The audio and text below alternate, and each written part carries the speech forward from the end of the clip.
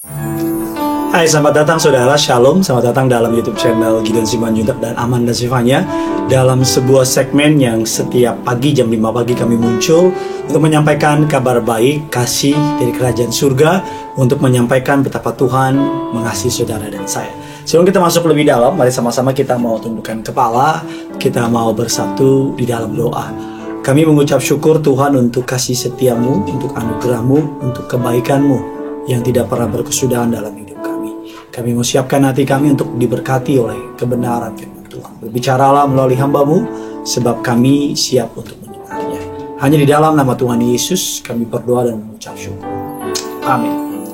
Ini kita akan belajar sebuah renungan yang pastinya kalau memberkati saya berdoa juga akan memberkati saudara. Judul renungan hari ini temanya adalah 3 hal tentang kasih. 3 hal tentang kasih. Kalau kata seorang penyanyi dalam lagunya John Mayer, dikatakan love is a verb. Cinta itu kayak hanya sekedar verb, saudara. Dan Gary Chapman dalam bukunya dalam tahun 2014 juga mengangkat judul yang sama. Pada dasarnya ungkapan itu memberitahukan kita bahwa kasih sejati itu harus ditunjukkan. Bukan hanya dalam perkataan, tapi dalam tindakan nyata. Bukan hanya teori doang bahasa gampangnya. Kalau bahasa gampangnya juga bukan hanya ngomong doang. Karena Alkitab juga berkata, marilah kita mengasihi, bukan dengan perkataan atau dengan lidah, tetapi dengan perbuatan dan dalam kebenaran. 1 Yohanes 3 ayat yang ke-18. Bahkan hukum yang terutama dalam Alkitab juga menegaskan bahwa kasih itu melibatkan keseluruhan hidup kita. Kasihilah Tuhan Allahmu dengan segenap hatimu, dengan segenap jiwamu, dengan segenap akal budimu, dan kasihilah sesama manusia seperti dirimu sendiri. Injil Matius 22, 37, 39. Namun kadang-kadang, mari kita jujur, kadang-kadang menunjukkan kasih itu melelahkan. Menunjukkan kasih itu kayaknya sometimes itu kayak sia-sia. Kita merasa mengasihi orang lain, tapi kita tidak mendapatkan penghargaan. Atau bahkan mungkin kita nggak mengharapkan penghargaan, kita mengharapkan dampak dari kasih kita. Jadi kadang-kadang kita mengasihi seseorang, orang itu nggak berubah, kita jadinya capek. Atau bahkan mungkin kita mengasihi orang lain, tetapi orang tersebut tidak menghargai kasih kita. Tetapi tetaplah mengasihi, sekalipun mungkin tidak kelihatan ada dampaknya, sekalipun kelihatannya mungkin melelahkan atau sia-sia. Karena firman Allah dalam 1 Korintus 13 ayatnya yang ketiga mengatakan, sekalipun aku membagi-bagikan segala sesuatu yang ada padaku, bahkan menyerahkan tubuhku untuk dibakar, tapi jika aku tidak mempunyai kasih, sedikit pun tidak ada faedahnya bagiku. Sangat mungkin orang bisa berbuat baik tapi tanpa kasih. Tapi orang gak mungkin mengasihi tanpa berbuat baik. Saya bisa lihat ya, saya bisa mau berbuat baik sama orang lain tanpa kasih. Ya cuma sekedar ya biar dilihat orang lain. Tapi kalau saya mengasihi seseorang, pasti saya akan berbuat baik sama orang tersebut. Kasih lebih dari sekedar tindakan. Kasih lebih dari sekedar keinginan-keinginan berbuat baik yang hanya bertahan sebentar saja. Alkitab mengajarkan bahwa kasih yang sejati yaitu kasih ilahi, kasih yang dari Tuhan. Nah, 3 hal yang bisa kita pelajari tentang kasih ilahi. Yang pertama, kasih yang sejati itu berasal dari Allah. Alkitab mengatakan dalam 1 Yohanes 4 ayat 7, kasih itu berasal dari Allah, dan setiap orang yang mengasihi Allah lahir dari Allah dan mengenal Allah. Allah adalah kasih. Ayatnya yang ke-16. Kasih kepada Allah dan sesama adalah buah roh yang dihasilkan ketika kita memberi diri dipimpin olehnya. Galatia 5 ayat yang ke-22. Jadi orang yang mengaku berasal dari Allah pasti hidupnya penuh dengan kasih. Orang yang mengaku aktivis gereja, orang yang banyak melakukan pekerjaan gereja, pasti nggak bisa enggak. Hatinya penuh dengan belas kasihan. Yang lucu, orang udah melayani, orang mengaku dirinya baca Alkitab, bahkan hafal Alkitab, tapi yang ada di hatinya tidak ada yang namanya kasih. Oleh karena itu, ciri pertama orang yang mengaku berasal dari Allah pasti dalam hatinya penuh dengan kasih. Yang kedua, apa yang bisa kita pelajari dari kasih? Pertama, kasih berasal dari Allah. Yang kedua, Yohanes 3 ayat yang ke-16. Karena begitu besar kasih Allah akan dunia ini, sehingga ia telah mengaruniakan anaknya yang tunggal. Yang kedua, kasih yang sejati adalah kasih yang menggerakkan kita untuk bertindak. Bahasa kasarnya itu action. Karena kalau kita lihat, kasih menggerakkan Allah untuk mengaruniakan anaknya yang tunggal, yaitu Yesus, dengan tujuan supaya setiap orang yang percaya kepadanya tidak binasa, melainkan beroleh hidup yang kekal. Tindakan Allah didasari oleh kasih-Nya yang tidak berubah dan kekal. Kasih tersebut menjadi alasan untuk Allah memberikan anaknya yang tunggal, agar yang dikasihi oleh Allah tidak binasa. Jadi kalau orang mengaku hidupnya penuh dengan Roh Kudus, maka orang tersebut kasih dari Allah adalah alasan untuk dia berbuat baik kepada orang lain. Kasih dari Allah akan memampukan kita untuk tetap mengasihi orang lain, sekalipun mungkin orang lain tersebut tidak layak untuk dikasihi.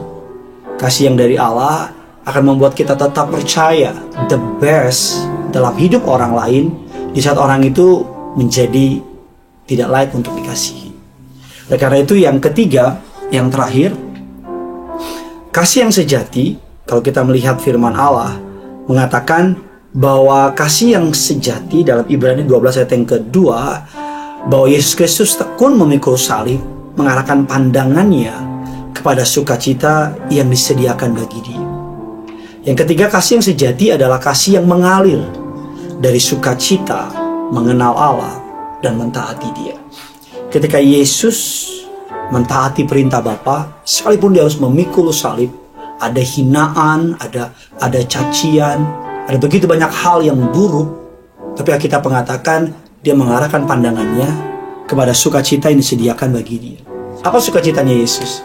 Sukacita Yesus adalah mati bagi saudara dan saya. Apa ganjarannya? Duduk di sebelah kanan Allah Bapa. Ngapain Yesus duduk di sebelah kanan Allah Bapa? Untuk jadi pembela bagi saudara. Saya bisa membayangkan apapun yang Yesus lakukan, semuanya for us. Lahir untuk kita, hidup untuk kita, mati di kayu salib untuk kita, bangkit untuk kita, naik ke surga, duduk di sebelah kanan Allah Bapa untuk kita. Bahkan in the second coming-nya saudara, dia juga datang untuk kita. Semua yang Yesus lakukan, semuanya untuk kita. Oleh karena itu kita perlu bertumbuh dalam kasih. Oleh karena itu saya berdoa agar Allah mengaruniakan sukacita untuk terus tinggal dalam Dia, sumber kasih yang sejati, untuk menikmati persekutuan dengannya sebagai harta yang paling penting dalam hidup kita. Kiranya saudara dapat diberkati oleh kasih ini. Sebahasa gampangnya, siapapun yang saudara hari ini menyakiti saudara, ampuni. Siapapun yang saudara nggak suka sama perbuatannya, doakan. Dan teruslah mengasihi. Karena orang yang mengasihi adalah orang yang mencintai Tuhan. Bagikan kabar baik ini kepada mereka yang membutuhkan firman Tuhan ini. Jangan pernah lupa, yang punya surga, crazy in love with you. Terus kolom komentar di bawah tentang kasih Bapa, atau tentang bagaimana saudara harus tetap mengasihi sekalipun keadaan susah, keadaan sulit. Mari sama-sama kita mau menyembah kepada Allah kita. Haleluya.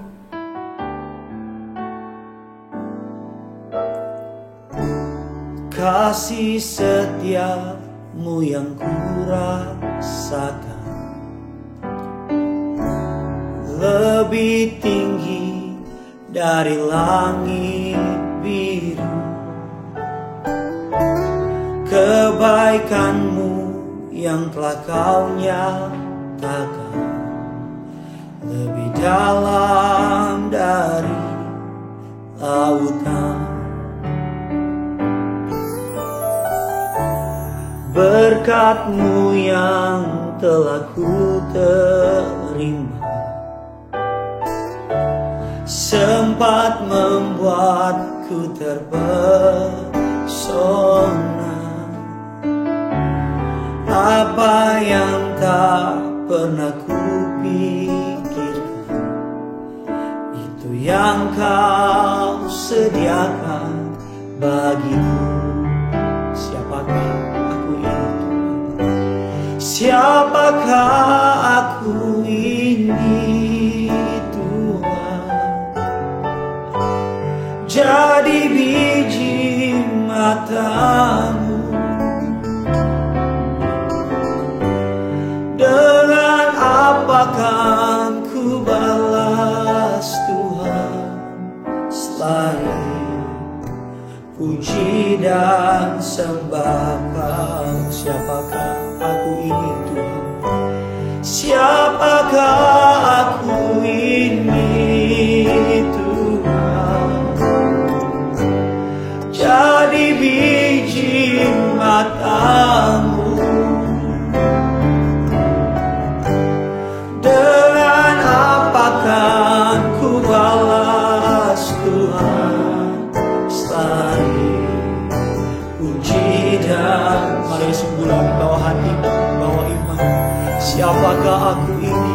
Siapakah aku ini Tuhan? Jadi biji mata-Mu,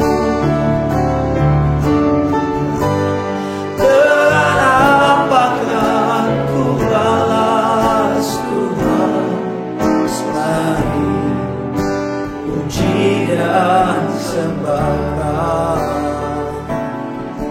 Selain puji dan sembah Kau, selain puji dan sembah